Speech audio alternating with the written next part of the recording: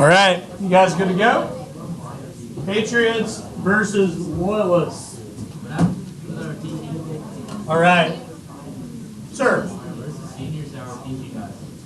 They're in the library over there. They'll be in here. They're going to contribute.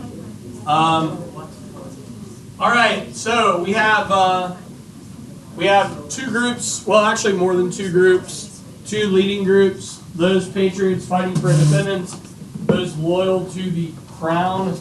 About a third of the population in colonial America, of the roughly 2 million, were 2 million people in the colonies were patriots that wanted independence.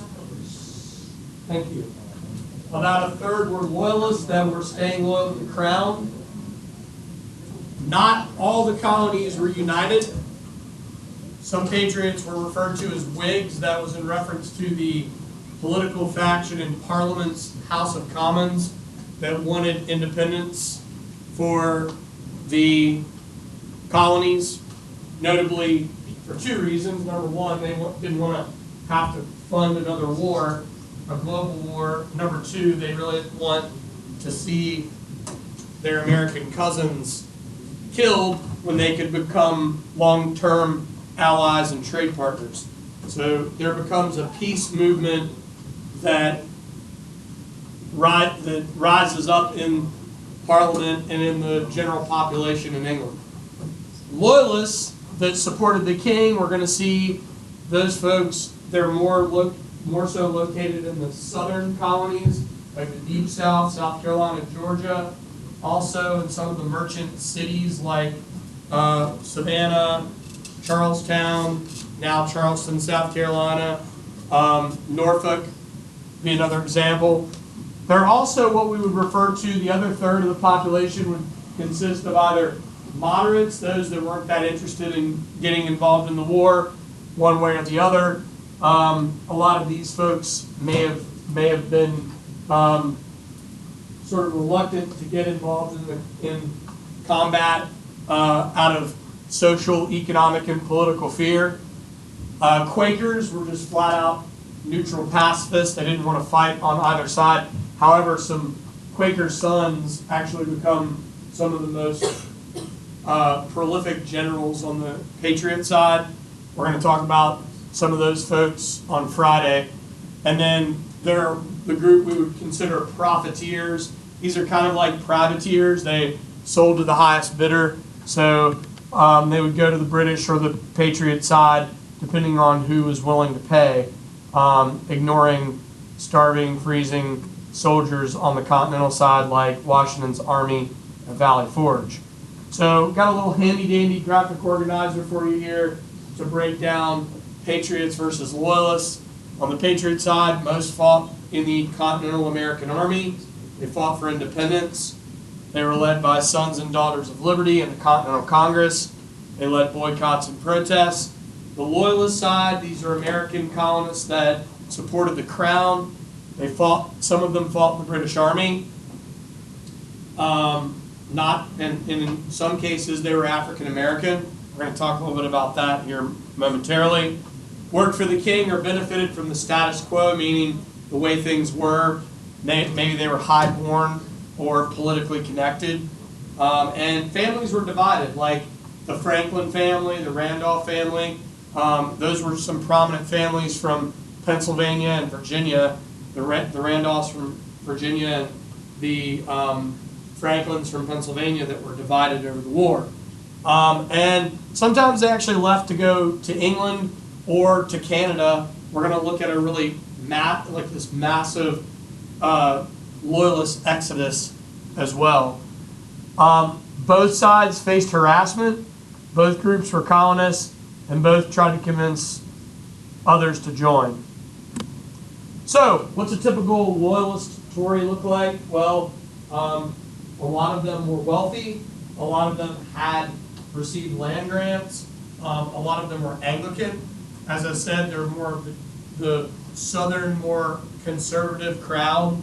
That didn't mean they didn't exist in northern colonies or New England cities. There are some loyalists that are in and around New York and and Philadelphia as well. Ben Franklin and his son William were family divided. Ben Franklin, one of the leading members of the Continental Congress and the key diplomat to France and minister to France. Well, his son William was the last royal governor of New Jersey, and he'll end up moving to England at the conclusion of the war. Loyalist Tories, more numerous in connection to the Anglican Church, more numerous in the South, the Deep South, as I mentioned before, less loyalists in New England due to more Presbyterianism and Congregationalism. We obviously can connect that all the way back, the tension that the Puritans had with the crown as far back as the 1630s, and then again with the rise of the Dominion of New England. Start to see, some loyalists sort of base in cities like Charlestown, Charleston, South Carolina, Norfolk, Virginia. Most British really only had control of Tory areas. They typically moved out of rebel-controlled territory. Give me an example of a rebel-controlled city throughout the entire war. Boston, very good. Who said that? Nice job. Boston, well done. Charlestown, or now Charleston, was a loyalist stronghold and led to the execution of Colonel Isaac Hayne. Got a publication. This is a little primary document from the Royal Gazette in Charleston, South Carolina. Mr. Isaac Hayne, who since the capitulation of Charlestown had taken protection and acknowledged himself the subject of His Majesty's government, having been taken in arms and at the head of the rebel regiment of militia, was therefore on Saturday morning last executed as a traitor. So that is an example of the loyalist stronghold, Charlestown, now Charleston, allowing for the execution of Isaac Hayne. Here's your typical patriot, the younger generation, guys like Patrick Henry, Thomas Jefferson from Virginia, Sam Adams, John Adams from Boston. Patriot militia is constantly harassed small British detachments. A lot of the militia forces were farmers, artisans. A lot of those groups that were trappers, traders, and hunters ended up joining sharpshooting units that were sort of almost like rogue vigilante groups that traveled with the army. So a good example of that would be Daniel Morgan's group of sharpshooters that fought in the Continental Army, who kind of, they served under Horatio Gates, but they essentially had their own missions. Another group that we'll talk about would be Francis Marion. He was known as the Swamp Fox, another guy who militia forces led these hit and run, sort of use these hit and run tactics. Some patriots belong to the Anglican Church, but you start to see a lot of the patriots that are Congregationalists, Presbyterian, Baptist, Methodist, Dutch Reformists, some of the New Light religions that came out of the Great Awakening. Remember, the Great Awakening has influence on the patriot cause and the push for independence. High rates of desertion on the patriot side after the first year of the war. Has anybody ever heard of David McCullough before? Really famous historian and author. In his book 1776, you ever heard of that book before? Pretty famous. And I'll get throughout the year, I'll be getting you some other McCullough titles and other historical authors you should check out. He writes really great narrative history. Well, in this book, he says the real heroes of the American Revolution were those that stuck it out throughout the war. Because why might they desert? Why might they defect from their regiment? Any idea? Yeah. Yeah, food. Since they were a smaller army, they thought that they could take on the largest. Yeah, doubt. Good. Those are great. Starvation, doubt that they can succeed, how about just being homesick, missing your family, right? If you're a farmer, what might concern you? Yeah, your crops, right? How am I going to pay for my land? How am I going to get through this war? I've got to take care of my home. So we see like these different stories of things that inspired desertion. But a lot of these folks, when their homes and their particular colony was at risk, they took up arms and would fight. So you see a lot of them coming back in and joining back up with the Continental Army. Do keep in mind that this is an expansive war, meaning it's fought on multiple fronts. It's fought in New England, it's fought in the Middle Atlantic, it's fought in the southern colonies, it's fought in the Caribbean. So you've got a widespread fight on land and at sea. And then, of course, Nathan Hale. He's one of the earliest patriot martyrs. I only regret that I had but one life to lose for my country. This was Nathan Hale on September 22nd, 1776. This was his last words before he was hanged as a spy by the British. So on the left here we have the "Don't Tread on Me" battle flag, the Gadsden flag that was used by the Continental Marines. And then on the right we have Nathan Hale at the gallows. Anybody have any idea where you might find the statue in honor of Nathan Hale? You're geographically close. That's a really good guess. It's actually in New Haven, Connecticut. So where might it be in New Haven?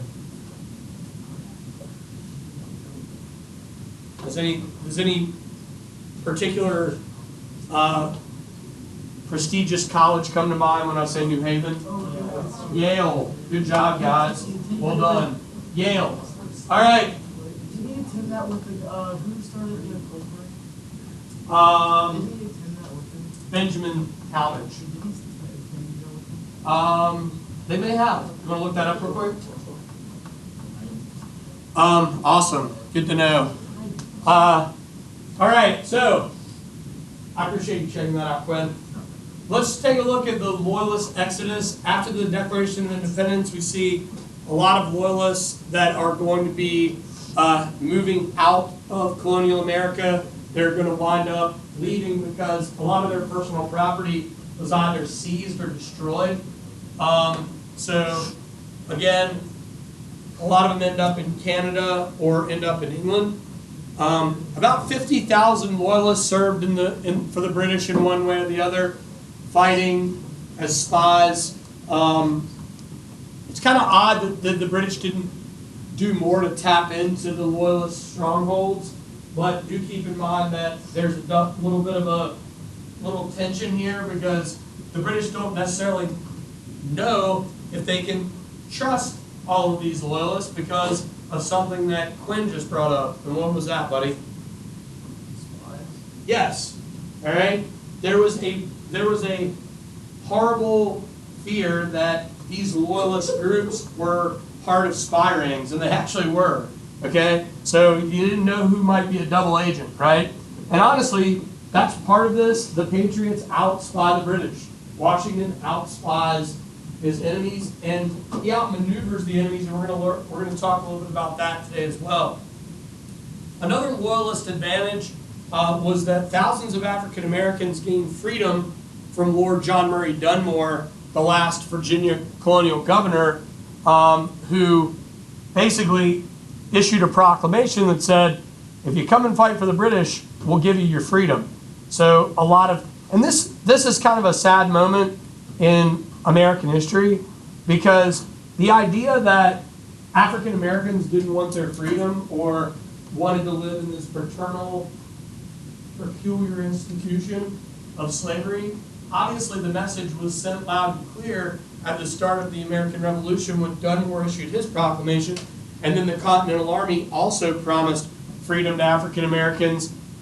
This is a moment in time that it would have been brilliant for the Founding Fathers to say, it's time to do away with the institution of chattel slavery and move away from this clearly people want their freedom. And they obviously write some pretty strong rhetoric in the Declaration of Independence saying all men are created equal and endowed by their Creator with certain unalienable rights. Among these are life, liberty, and the pursuit of happiness. But from the get-go, African Americans are left out of the equation on this, especially African American slaves and even free African Americans at this time. So on the left here we have Continental Patriots that have loaded up loyalists on a wagon and are moving them out of town. We have on the right Dunmore's proclamation giving freedom to slaves to fight for the crown. All right, so we're going to look at some highs and lows here. I just want to hit on a handful of issues from the year of 1776 and 1777. So in the summer of 1776, the Second Continental Congress has issued the Declaration of Independence on July 4th, which we already talked about. Washington and the other Continental Army commanders are going to have this read to their soldiers to provide inspiration, right? Now, we already know that the Continental Army has control of Boston, but they do not have full control, bless you, they do not have full control of New York. So they are going to move a large chunk of the army, about 18,000 under Washington's command, to New York to dig in at Kips Bay.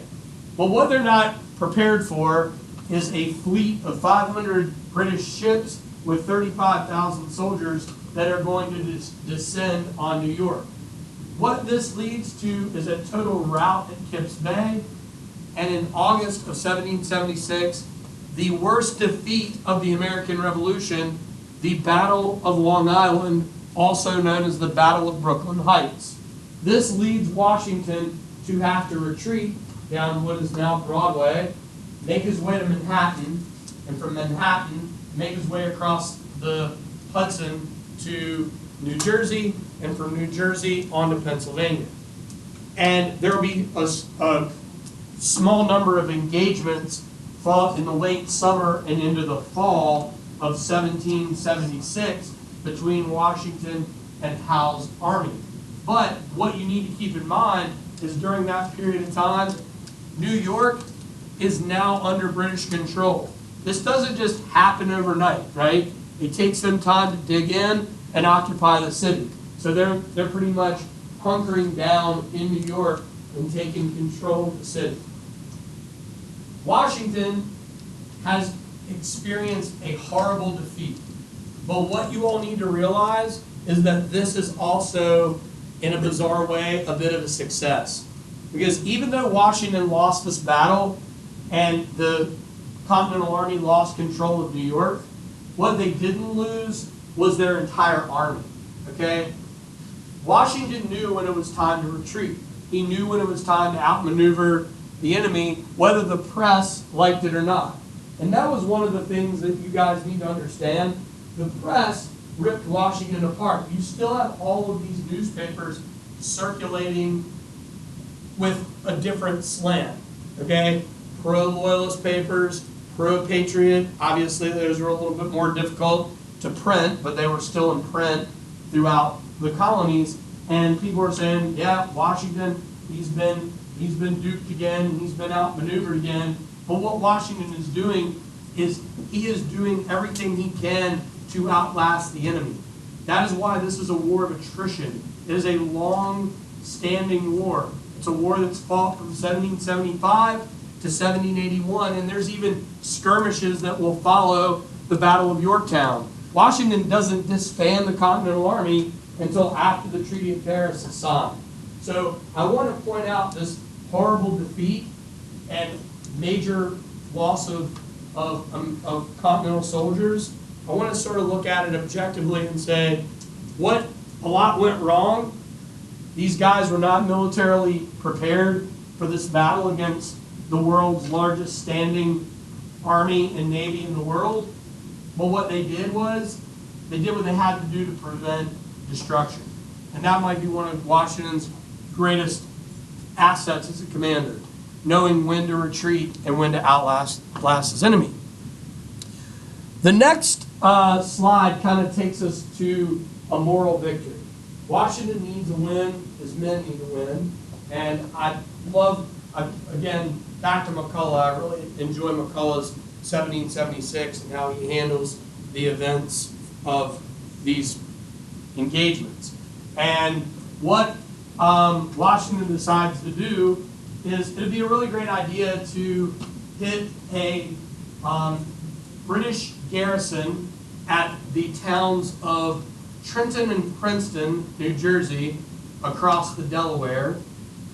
And it would be a surprise sneak attack on late Christmas night, early the morning of December 26th.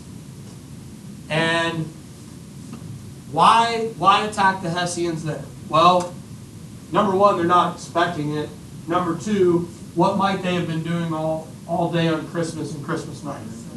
Yeah, partying, right? They're having a good time. They might have gotten a little licked up and might be suffering from a bit of a hangover. This is a real issue. Why might the Hessians have their guard down? It's Christmas, they're partying, but they're also soldiers for hire. They're soldiers for hire, okay? So Washington will win these two battles, okay? And if we look at it as a turning point battle, okay, if you looked at it in terms of combat and military strategy for geographic gains, it's not a turning point. But if we look at it as a psychological turning point, it most certainly is, because what this does is it gives the Continental Army a much needed victory. It gives them a boost of what? Morale. Very good. The esprit de corps, the camaraderie, right? So that right there is tremendously important. That is not what Washington looks like crossing the Delaware. Okay? It looked a whole lot more sketchy. We talked about how Henry the Ox Knox nearly rolled the boat that Washington was in. Washington proceeded to put a boot in his butt and curse him out. Washington had a bit of a foul mouth on him. Yeah, I don't know if you knew that. Quite a bit of profanity came out of our founding fathers' mouths in the heat of battle. Yeah, being a general will make you curse a little bit. Not I'm sure, for sure. All right, so this is kind of where I want to wrap things up today. I want to talk a little bit about the blundering of Saratoga. So if you've got questions along the way, let me know. All right. So following up Trenton and Princeton, Washington uses a technique in battle that was pretty clever. He set up these large encampments and set up all these campfires and just took off. So it was like they called these Quaker encampments because there was nobody there to fight. And sometimes cannons would be set up in the Revolution, and they used these in the Civil War as well. And the men would see them and they're like, oh man, they've got all these cannons, they're dug in. And they would come up on the encampment and there wouldn't be anybody there, and they weren't cannons, they were actually logs. Those were called Quaker cannons. So Washington did a really good job with deception, right? He also did a really great job with his spy rings. We'll talk more about espionage next class, right?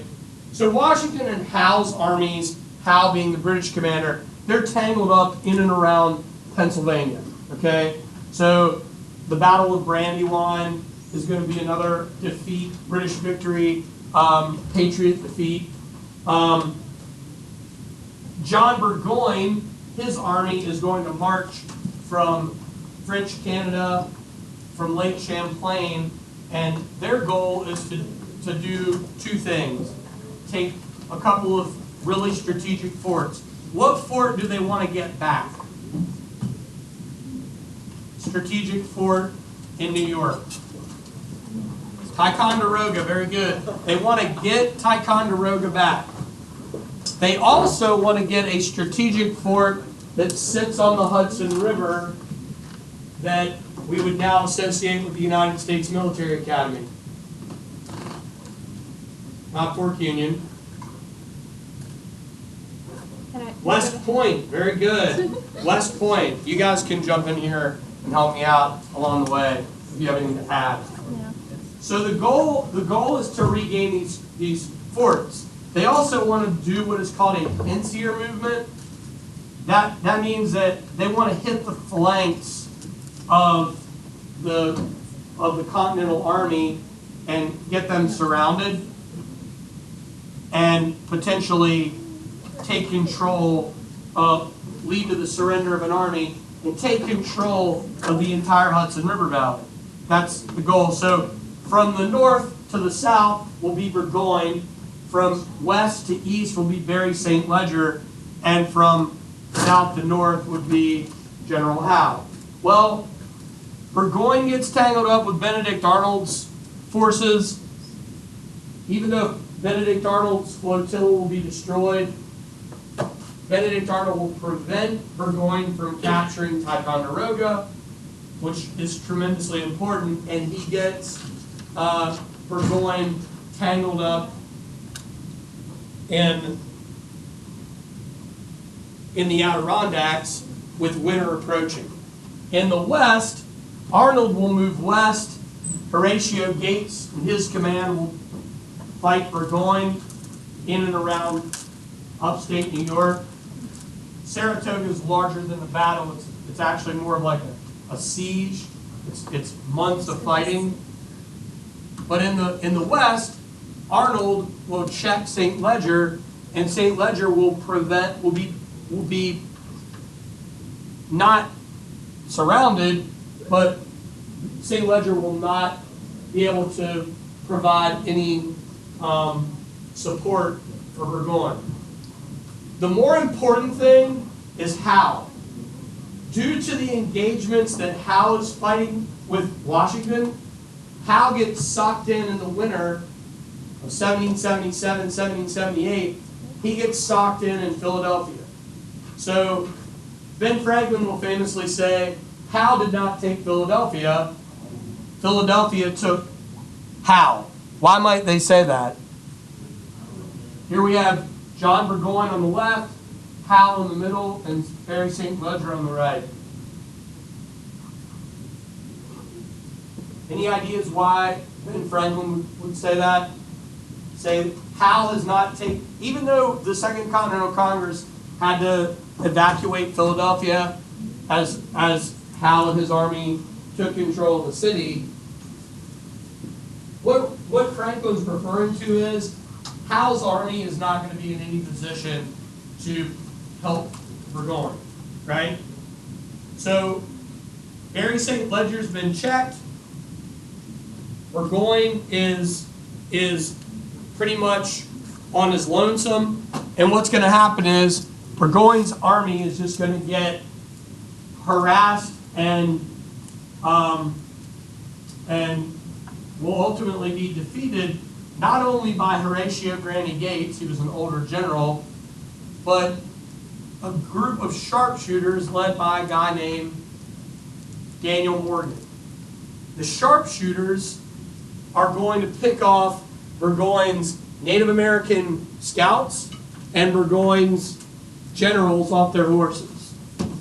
All of these little defeats, right? These little Patriot victories and these tiny little British defeats are going to lead to a massive victory. Burgoyne's got a couple of other problems. He's got 10,000 soldiers and a huge wagon train of people's wives and servants and china and all these materials that they did not need in combat. It was like they were trying to traverse, the Appalachian Mountain Pass for settlement, not try to fight a major war. Another thing that Burgoyne is having problems with is understanding the terrain. Gates's forces and Morgan's sharpshooters, they keep cutting down trees along mountain roads. They keep breaking dams to flood creeks and rivers that they're supposed to be fording across. As I mentioned before, they're killing Native American scouts hired by Burgoyne. And then the worst thing, as I mentioned before, that Burgoyne sees as like the ultimate disrespect is that his officers are being shot off their horses by sharpshooters with rifled muskets. That was low brow in the minds of the British Army, but the Patriots, especially these backwoodsmen who were hunters, trappers, traders that were fighting under Morgan, they weren't fighting with the same code of ethics as the British. So ultimately, in October of 1777, Burgoyne will surrender to Horatio Gates. This battle, ladies and gentlemen, is the turning point of the American Revolution. And I can promise you this will be on the midterm. So I would take note here. The reason that this is the turning point, this is the largest standing British army that surrendered to the Patriot Continental Army to date.